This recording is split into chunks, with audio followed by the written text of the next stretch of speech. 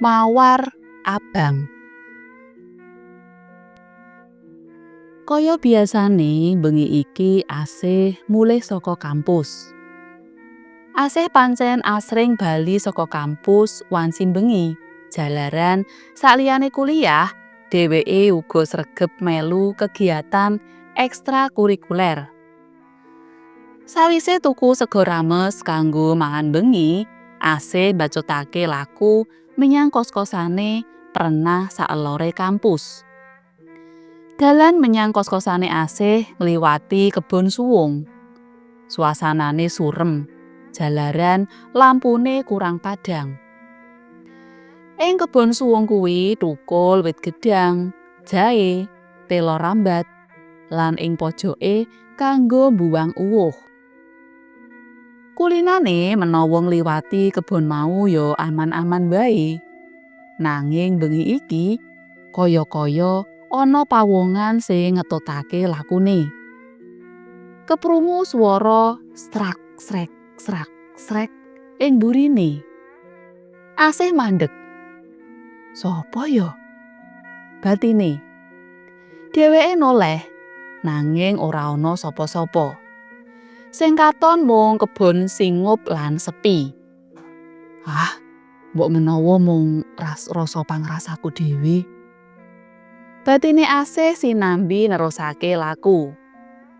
Sangono swara srak srek kuwi tansah ngetutake ana mburine. Nganti wusanane asih tekan kos-kosan. Asih mlebu kamar nuli arep nutup lawang. Nanging saebo kagete bareng dheweke nyumurupi wewayangan bocah wadon cilik seumuran SD ngadeg ing ngarep pager sinambi nyawang asih. "Mbak, tulungono aku," ujare.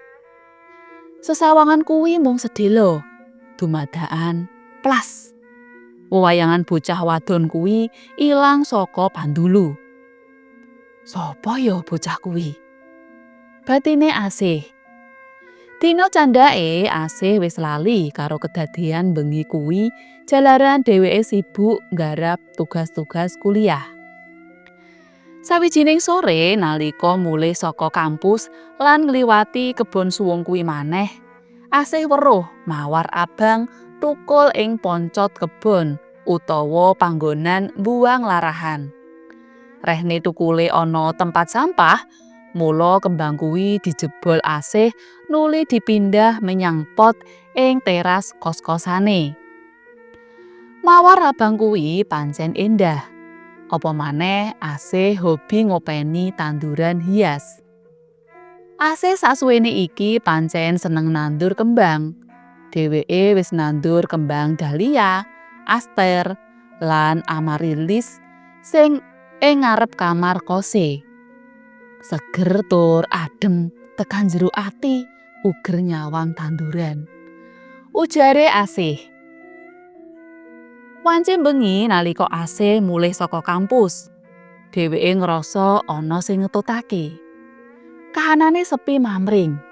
Asih ora peduli lan tetep mbacutake jangkae menyang kos-kosan. Nanging nalika arep nutup lawang kamar, dheweke weruh maneh bocah wadon umuran SD ngadeg ing ngarep pager kaya sawetara dina sadurunge. "Mbak, tulungono aku," ujare bocah wadon kuwi lamat-lamat. Meh ora keprungu. Digatekake maneh kanthi permana, bocah kuwi saya katon pucet. Banjur ilang plas. Asih prindang-prinding, githoke mengkorok.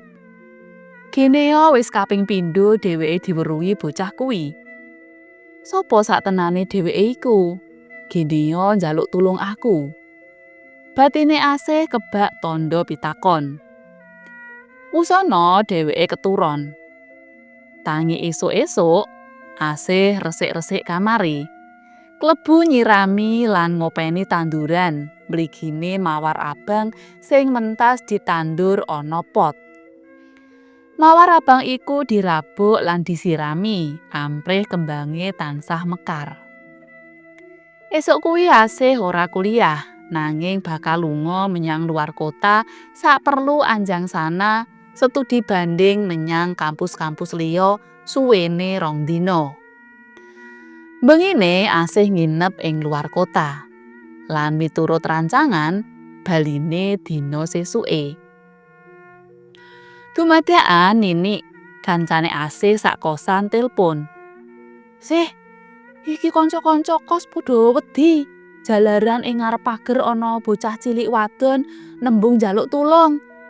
Nanging ora suwe banjur ilang. Bengi iki kanca-kanca turune ngumpul dadi sak kamar.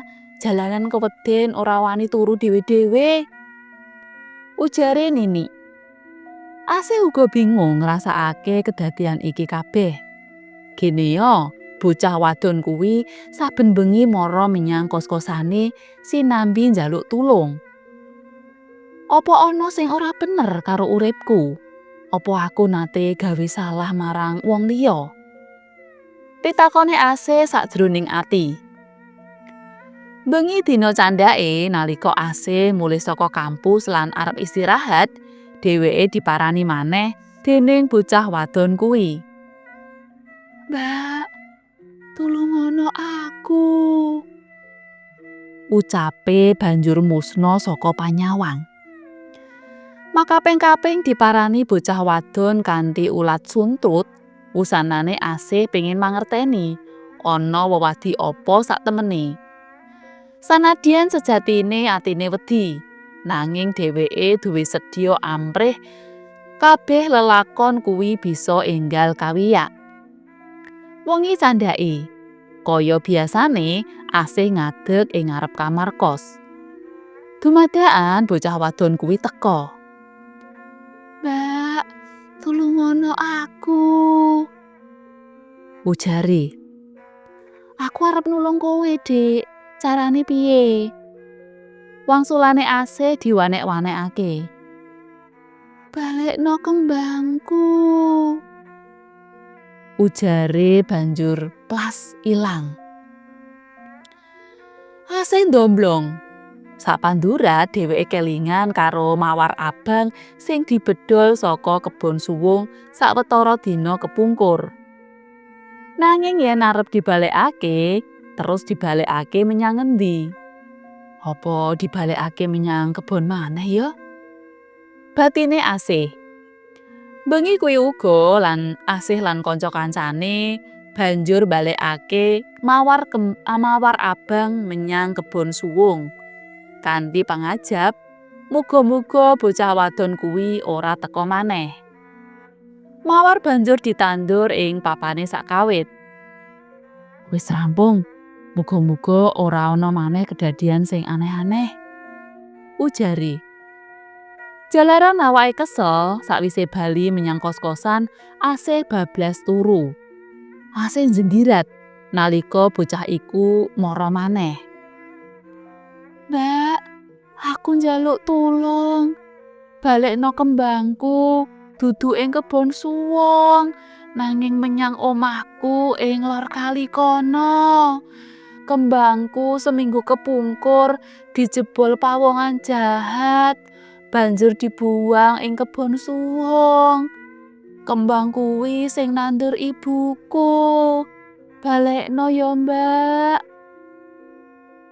Asih nyawang lakune bocah wadon kuwi tekan omahe ing lor kali. Omahe cilik nanging resik. Kebak kembang mekar ing sakiwa tengene. Dumadakan Asih nglilir. "Oh, jebul mung ngimpi." Batine karo isih deg-degan. Asih duwe sedya bakal balekake mawar abang kuwi menyang omahe bocah wadon iku, manut pituduh sing ditampa lumantar impen. Mula Asih sak kanca nuli menyang kebon suwung sak perlu njupuk mawar abang. Kanthi boncengan sepeda motor karo Ningrum, Asih nggawa mawar abang iku menyang lor kali. Tumekaning lor kali, jebul ora ana omah cilik tur cekli. Sing ana mung ora-ora. Asih lan Ningrum lingak-linguk goleki omahe bocah wadon kuwi. Ing impenku omahe bocah wadon kuwi ana tlatah kene. Ana omah cilik lan ana kembang-kembang sing nembe mekrok. Ujare Asih bingung. Wekasane Asih lan Ningrum mlaku ngarah ngetan. Sapa ngerti omahe bocah wadon kuwi ing sisih wetane ora-ora. Awake Asih sakala mrinding bareng ngerti menawa sak wetane ora-ora iku ana kuburan. Ana cungkup cilik kang ing pinggire tinukulan mawar, mlati, lan kembang cantik manis sing nembe mekar. Persis kaya sing dituduhake bocah wadon iku jroning impene Asih. Ing maisane tinulis jenenge. Oh, jebul iki omahe bocah wadon sing tansah nemoni aku saben bengi. Ujare Asih. Asih nuli nandur kembang abang kuwi ana sisihe maisan. Nalika isih urip, bocah iki mesti manis kaya kekembangan sing lagi mekar. Mawar mlati, cantik manis aranmu. Batine Asih sumedhot. Atine lega dene wis nglunasi janji marang bocah wadon kuwi. Kanthi pangarep-arep, muga-muga arwahe bocah wadon kuwi tentrem ing alam kubur. Sawise kuwi Asih mung diimpeni mawar melati cantik manis. Sak perlu ngaturake panuwun.